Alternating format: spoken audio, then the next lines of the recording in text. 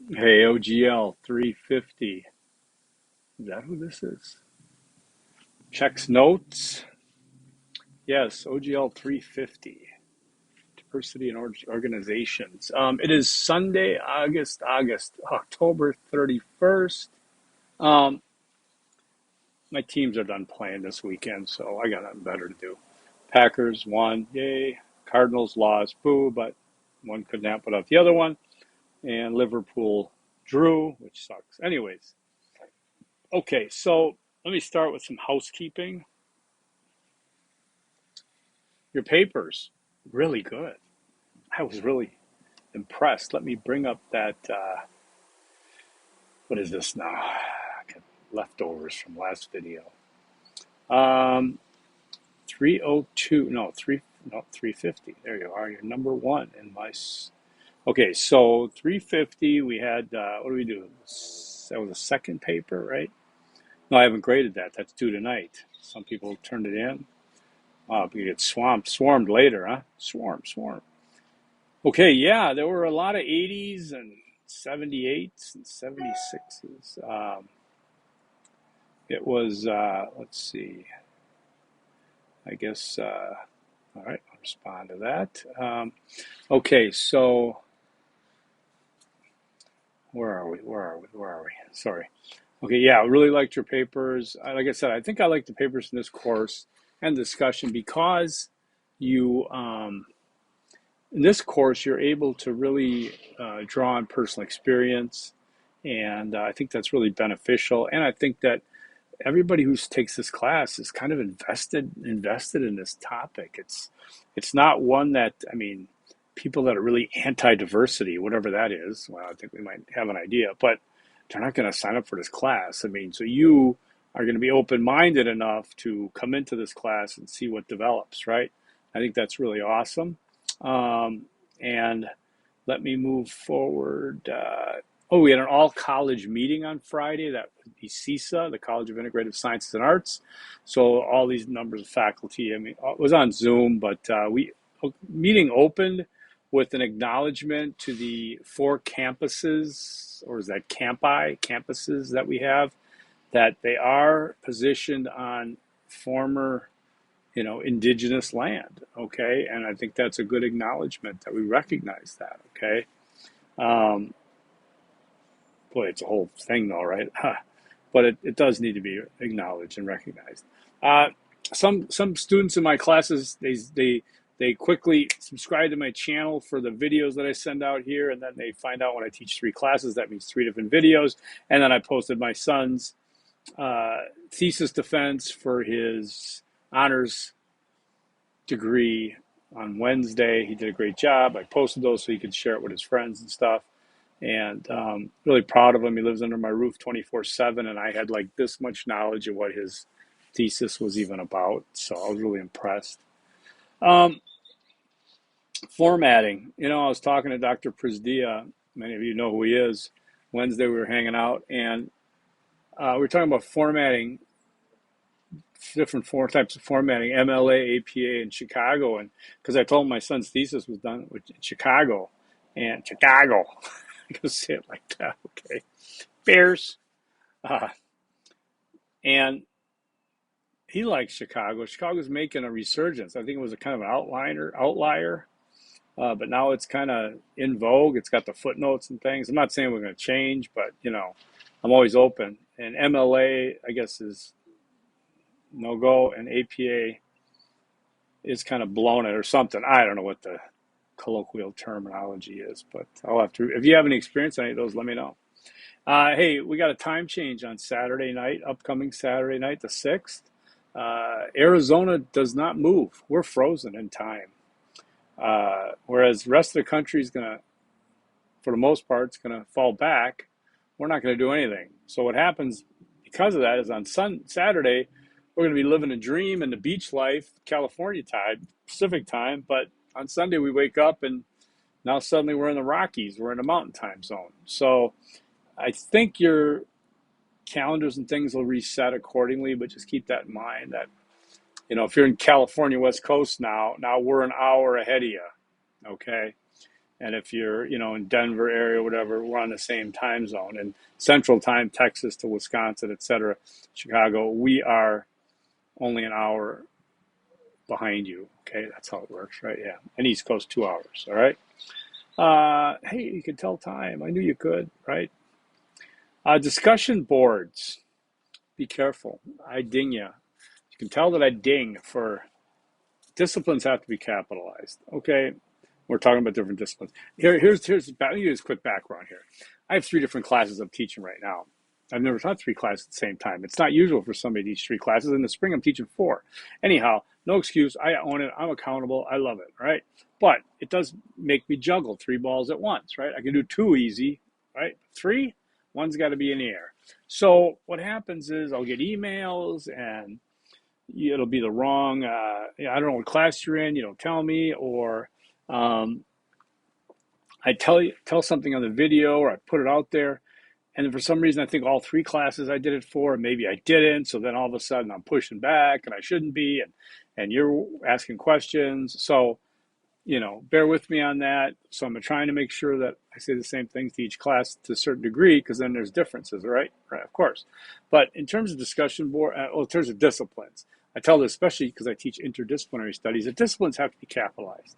It's the same here. I don't know how often we're going to run into specific disciplines, but they need to be capitalized. Also, your discussion boards. You can't have one long post. You just can't. I won't read it.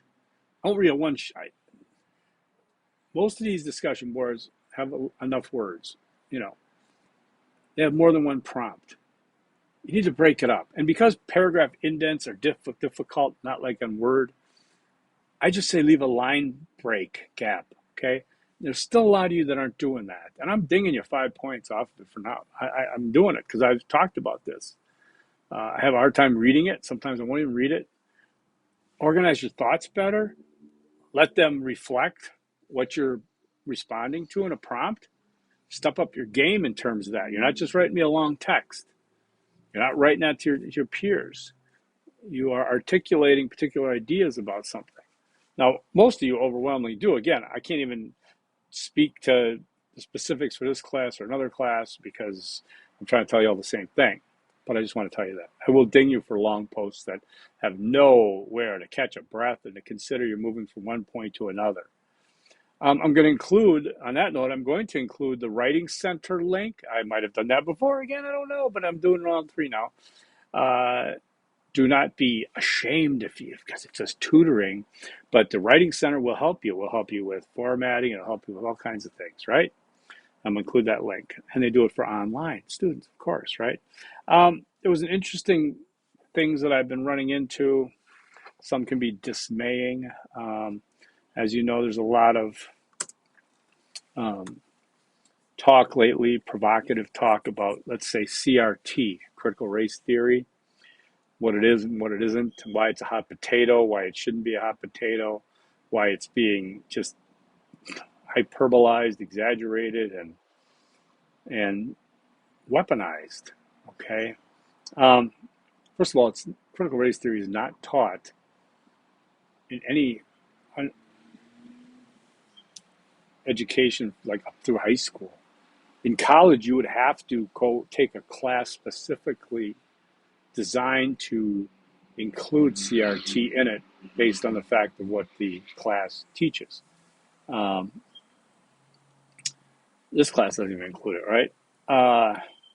When you get into grad school, you could find it, perhaps, of course, certainly. But according to Journal Sentinel Online, that's my old Milwaukee Journal newspaper home, and they were talking about, they had an article about it. And here's a quote from Sean Themea, Chief of Staff for Young Americans for Liberty, a libertarian student activist group based in Austin, Texas.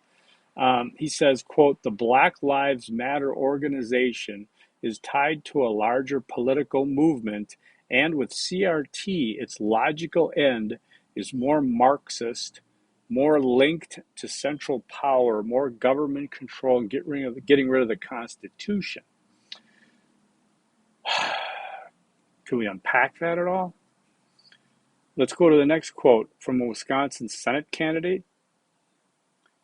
Critical race theory, Nicholson said from the stage, quote, is the institution of Marxism vis-a-vis race, vis-a-vis race. It's an attempt to create chaos, to undercut people's faith in their society, and to turn them against each other on the basis of race, he said. Quote, it's a direct attempt on the left to undercut the values of the Republic. Okay, those two quotes, there's a lot to unpack. I'm not going to unpack it all here, only to say that that's a bunch of bullshit. Excuse my French. Okay? And I'm saying that and I'll back it up. Okay? Critical race theory is not Marxist. It doesn't go looking to make society more Marxist. It is based in Marxist theory that talks about power and how it's distributed amongst citizenry. That's not political. It's not a political, okay? Marxism as a political ideology is much different than Marxist theory, okay? Very different, all right? We use one is to use to determine how to run a country or whatever that we don't do and we would never do. The other one is to analyze and theorize and look at a particular issue that fits, okay? So the institution of Marxism, what is that? Vis-a-vis race in an attempt to create chaos? No. Okay, now here's a counterpoint from the American Bar Association. You know those people, the attorneys and civil justice people. I'm going to include this link too. It's a lesson on critical race theory. It's from January of this year. All right, CRT these are just assorted quotes. It's not a diversity and inclusion training, but a practice of interrogating the role of race and racism in society that emerged in the legal academy and spread to other fields of scholarship.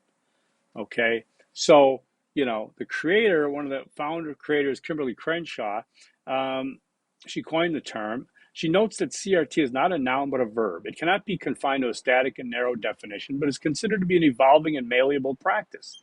It critiques how the social construction of race and institutionalized racism perpetuate a racial caste system that relegates people of color to the bottom tiers. CRT also recognizes that race intersects with other identities, including sexuality, gender identity, and others. CRT recognizes that racism is not a bygone relic of the past. It's not a bygone relic of the past, okay? Instead, it acknowledges that the legacy of slavery, segregation, and the imposition of second-class citizenship on Black Americans and other people of color continue to permeate the social fabric of this nation, okay? There's the principles of CRT practice, okay? None of this here is trying to get rid of the Constitution. None of this is trying to undercut the faith that we have, okay? If the ancestors of young African Americans today, if they had to be subjected to segregation in schools, Southern, to get thrown things that spit on as they broke the color barriers in states like Alabama. They had to go through that. If little girls got blown up in a church in Birmingham, I was there. I've been there. If these things that are part of the fabric of our country, you don't just say no. You don't sweep them under the rug and have a big lump in the middle of the rug. You acknowledge it, you figure it out, you move through it, you analyze it. And I'm not an expert on talking about this stuff, but I do have my credibility, I suppose. But if they could go through all that, then the least we could do in terms of the majority, the white Americans, for our children, is to teach them about what that was, okay? All right? Why the founding fathers, who said all men are created equal, literally meant men and only considered white English Anglo-Saxon men as equal, okay? So there's flaws in this system. And if you want to deny it, then you're shortchanging yourself, and that's fine. Live in that bubble. But for us to get through, to become that shining beacon we want to be, to have that certain manifest destiny, then we have to acknowledge the ills of the past to make sure that as we move forward, we don't repeat them. Okay? Now, I am going to be done with that. And let's get into, before I get into Easter egg number one, remember I promised you to talk about the plus and minuses on the grades. What I decided to do is go with a certain schema, whatever it is, that says that A plus is 97 to 100%, B plus is 87 to 100%, C plus 77 to 80% is a B plus. A is 93 to 97, B is 83 to 87, C is 70 to 77. Okay. Now, it says A minus 90 to 90, 90 to 90, 90, 91, 92. B minus 80, 81, 82. Those are the key areas. I don't want anybody in this class getting a minus. If you get to 80, you get to B. If you get to 90, you get to A. Okay? Because I'm either going to ignore that schema or I'm just going to give you the 93 or the 83. Okay? So I hope that makes everyone happy. You get, if you're really at a high level, you shoot for that 97, 100%, you get the A plus. You get the high B, you get the B plus. You get the C plus, but you won't get the minus. Okay? I think we're fine there. So Easter egg number one is there will be no minuses. There will be no minuses. Who thinks of these things?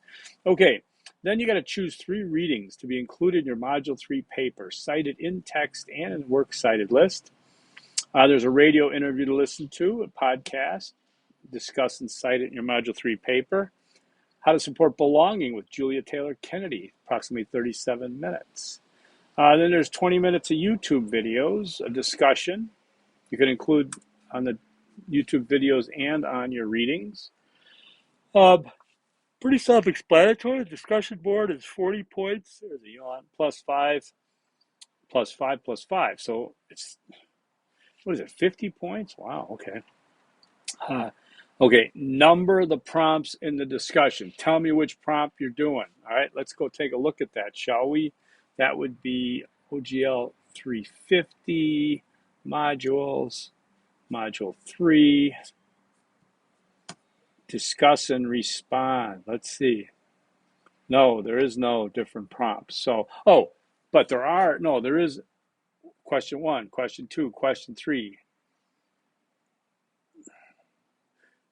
Itemize those in your discussion, those 3 things. Don't bunch them all together.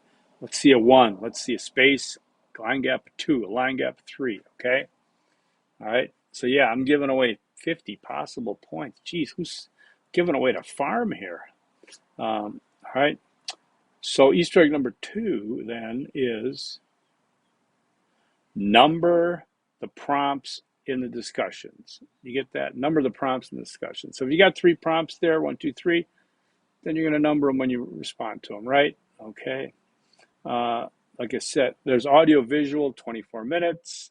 Then there's a quiz about the audio visual. That will be 16 questions, 20 points, 40 minutes. You got this, right? In fact, isn't there, let me double check. Some of these audio visual pages, nope, sorry, this one doesn't. Some have PowerPoints. I can't remember what class does or not, okay. This one's 2335. All right, then you got a Module 3 paper. Somebody yawned again. Oh, I didn't get a lot of sleep. A Module 3 paper, and you know what? YouTube, when they get this video posted, they're going to find the worst, still shot of me. Some goofy thing where my kid just cracks up. He goes, Dad, what is this? Look at this, look at this. I'm like, it's an embarrassment. All right, so the Module 3 paper is, wow, all that for 80 points. No, at least 3 pages, keep the gram, just, you know the drill.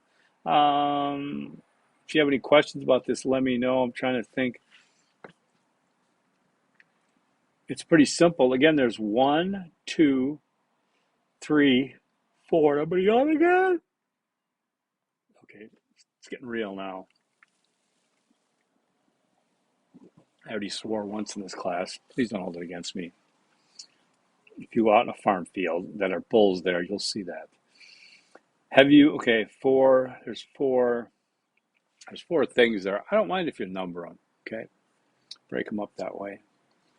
20 minutes and 5 seconds and counting. So I guess this is Easter egg number 3 is similar to Easter egg number 2. This one says number the prompts in the papers. All right, so I guess we got a theme going there, all right? Um, that's about it. I know there was other stuff. Again, you guys are doing a great job. It's really, it's a wonderful class for me to be a part of and almost to sit back and watch you do this because your experiences are really profound. They're important. You're giving me genuine analysis, and you're being honest with yourselves in many ways, and you're being honest towards me on terms of what you're writing, and I appreciate that. Okay, taking into consideration. All right, because I'm going to revamp this course for spring because I'm teaching it in 15 weeks. And there's certain things that I take notes of on how you do that are important to me, okay? So let me know if you got any questions. Make sure in your emails you put what class you are from and then what you're talking about. You know, if you just say, hey, for the discussion board, can I just, let me know what class you're in and what discussion board you're talking about, okay? All right, that's it. Forks up. Peace.